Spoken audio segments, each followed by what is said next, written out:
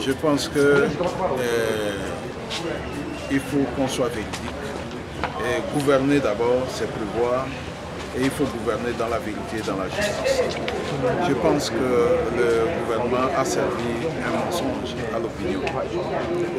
Depuis notre libération en septembre dernier, nous avons l'enquête de la CNDH a abouti. Vous connaissez les dégâts que cela a causés.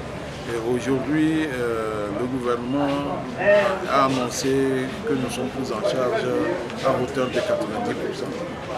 Jusqu'à aujourd'hui, nous ne savons pas de quel côté et de qui on parle. Si c'est de nous, je pense que c'est clair.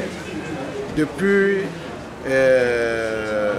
l'enquête, la fin de l'enquête, le gouvernement a mis en place, je pense, 3 médecins qui nous ont consultés. Ça s'est arrêté là. Depuis la consultation, en mois d'avril, je pense au cours du mois d'avril, que nous avons été consultés. Et jusqu'à aujourd'hui, le gouvernement n'a même pas daigné prendre langue avec l'association. Nous sommes là, nous publions des communiqués, nous publions des lettres ouvertes que nous envoyons même dans les journaux. Le gouvernement voit tout ça là, mais ne nous dit rien.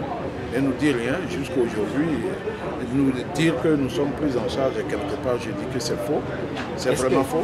Est-ce que de certains parmi vous, peut-être ceux qui sont encore en détention mais qui avaient subi des tortures, ne seraient pas pris en charge ou bien peut-être dédommagés par l'État? Non, pas plus que ce matin même, j'ai eu des informations directes et ils envoient des gens vers moi.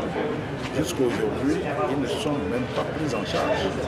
De Sokodé jusqu'à Lomé, tous ceux qui sont malades sont à la charge de leur famille.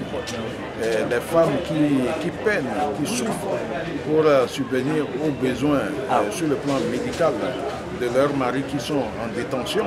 Et vous savez, normalement, après la publication du vrai rapport, ceux qui ont subi la torture devraient être naturellement libérés de la prison, mais aujourd'hui, je pense que le Togo ne prend pas encore la torture comme un crime. Et si c'était le cas, je pense que ceux qui sont encore détenus seraient déjà libérés.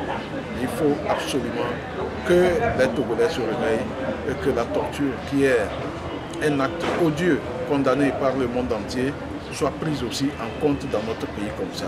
Il ne faut pas que la torture soit un instrument de conservation de pouvoir. Et jusqu'à aujourd'hui, moi je le crois et c'est ce qui est en train de se passer. Si le gouvernement sait qu'il n'utilise pas la torture pour conserver le pouvoir, qu'il nous prouve le contraire, qu'on nous dédommage et ceux qui sont encore en prison soient libérés et que personne ne doit être torturé. Tout comme la fois dernière, la fille qui interpelle un manifestant, qu'on torture en longueur de journée. Je pense qu'il y a beaucoup de choses que le gouvernement togolais doit faire envers les forces de sécurité pour arrêter la torture sur toutes ces formes dans notre pays.